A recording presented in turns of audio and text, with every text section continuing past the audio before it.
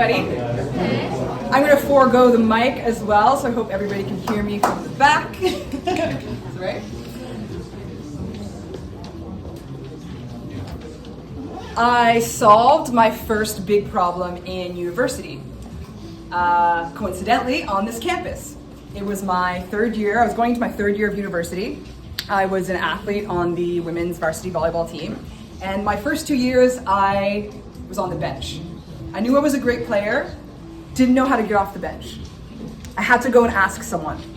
It was my coach. It was the first time I took the time to ask for help. What is an entrepreneur? What does an entrepreneur look like? It should be playing. Let's see. There we go. It took me a long time to accept and to recognize and to understand that I was an entrepreneur. Something that I did when I played volleyball was every morning before practice, before my first workout, I would stand in the mirror, hands on your hips, you're a superwoman, you're the fucking best. And that's how I would start my day. I haven't done that in a long time. It felt good. I didn't know what an entrepreneur looked like. I'm the first in my family to do pretty much anything, to go after what I want, to challenge myself in different ways. First gen university student, first entrepreneur in the family. I've never had any support. When I talk about coming from nothing, this is what I mean. No generational wealth. No wisdom from people who could maybe inspire me. I've always taken the time to inspire myself by looking at myself in the mirror, holding my hands on my hips, and telling Keisha, you're the fucking best. I talk a lot about my identity and how I've been able to reach where I've become, where I'm standing here today. I'm the entrepreneur in residence here at St. Mary's. And it's still challenging for me to say I'm an entrepreneur. I'm a 4-time founder. My first baby, Athletic Yogis. I started the company because I solved my first big problem in university. When I was on the bench, I wasn't doing yoga. I wasn't doing any movement. I wasn't doing any mindfulness. I was kind of all over the place. It wasn't until I introduced myself to a regular practice of mindfulness, to a regular practice of yoga, where I discovered my true power. I did that for a summer. I went to yoga every single day. I was training every single day. I completely changed how I was training. And I just want you to take a moment to reflect on what I'm saying. Take a moment of mindfulness.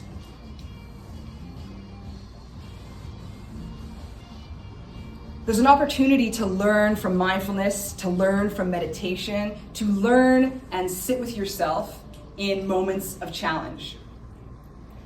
I've been challenged my entire life.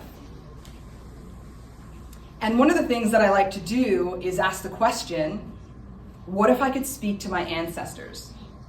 What if I could speak to my Black ancestors? How would they help me? How would they help me solve problems?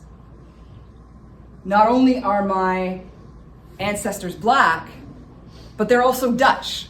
I'm biracial. Dutch people are some of the most innovative people in the world. Black people are some of the most innovative people in the world. I'm an innovator. And what does that mean? How do I embrace that?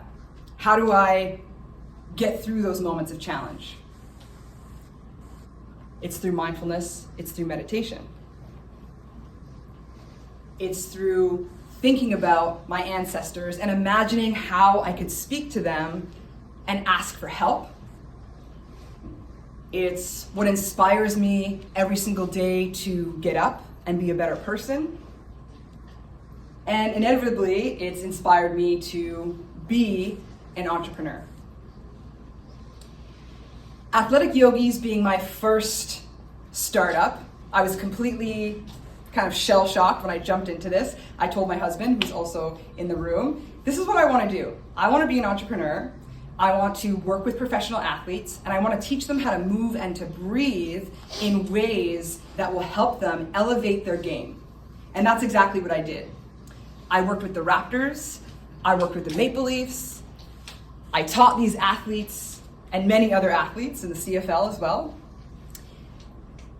how to do this better, because I knew and I solved that problem before I actually made this business into, or brought it into fruition. I had already solved the problem. I went from being on the bench for my first 2 years here at St. Mary's to being #1 in the country in my 3rd year for digs. If you're not familiar with volleyball, I was the one who wears the other colored jersey, always in the back row, so I'm down here like this all the time. And that was my first business. What I learned from that was how to market myself, how to take moments to breathe in those moments of challenge. And I want you to do that right now. Take a moment wherever you are. Sit up taller if it feels good, roll your shoulders back. Close your eyes. Yeah, challenge. It's gonna feel a little uncomfortable. It does. Take a big breath in through your nose and long breath out through your mouth.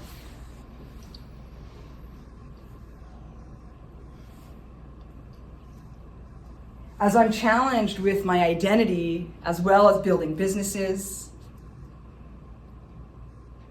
I ask myself, what if what if you approached capitalism with a good mind? Take a moment to reflect.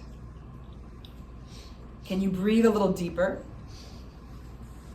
Can you slow your thoughts down? What does that question mean to you?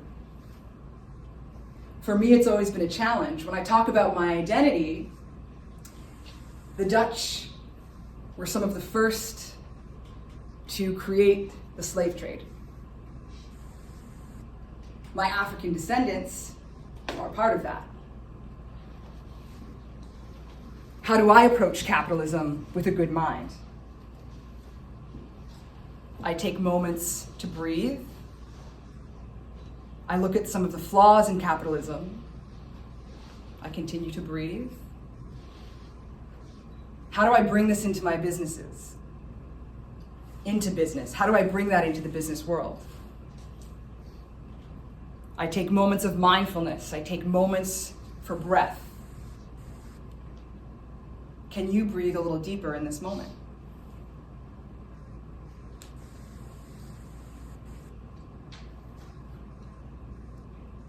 What if every decision that you made was intentional? What does that look like? What does that mean? If it feels right for you in this moment, I invite you to wheel. I invite you to walk around, as I am doing. And with each step and with each wheel, being mindful. So I invite you, if you'd like to stand up, you can. You can stand up just in your spot. You can wheel. Every step I take here is mindfulness. When I speak about my identity and business and hear some of the things and be reminded of some of the things that I've experienced as a Black woman in business, I have to think about my moves. I have to think about being intentional.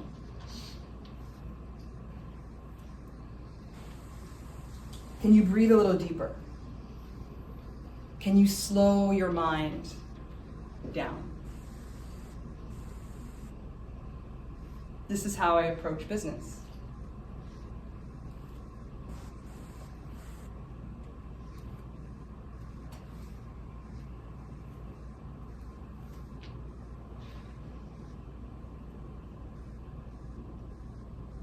Aguego.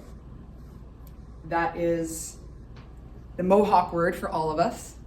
My husband and I run our consulting company, Aguego, and we speak about Black and Indigenous everything. We speak about our identities. We bring our Black and Indigenous lens into all of the business that we do, from how we show up, how we interact, how we build relationships.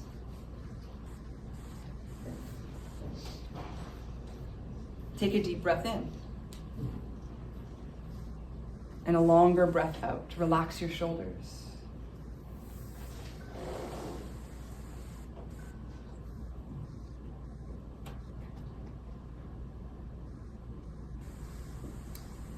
I've learned to approach business with that mindfulness, knowing my history, knowing my ancestors and who they are and where they come from. How can I embrace that, coming from these two different worlds?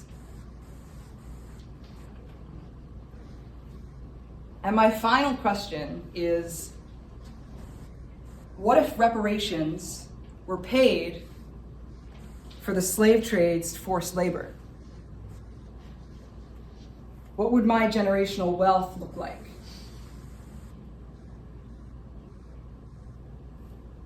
Would it have been easier to start a business that way? When I started my first business, Athletic Yogis, I had $100 that I made from teaching 4 yoga classes, and I couldn't wait to spend it, but I was financially illiterate. I didn't grow up with anybody telling me how to save money, how to do anything with money. However, I did marry a finance guy. So I've learned a lot through that. And with that last question that I've just asked you, it's an important one for me to be able to move forward in the world. Because as I understand the economy and I understand business models and innovation and what that means, I'm able to come down a level and be mindful of my thoughts, of my what ifs. And so it was interesting in doing this exercise about what ifs, because for so long I've been not using those words. What if I had generational wealth? What could have my first business look like?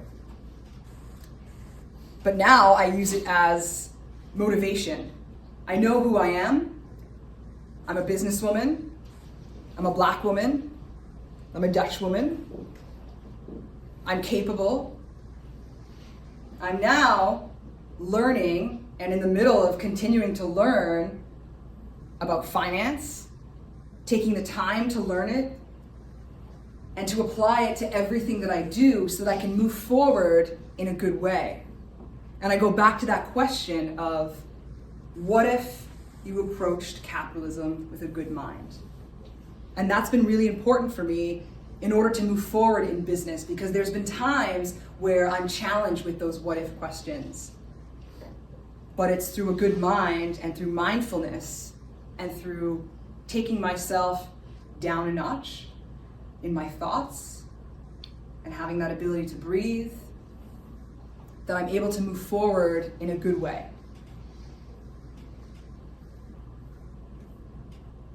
What if reparations are paid for the Atlantic slave trade's forced labor?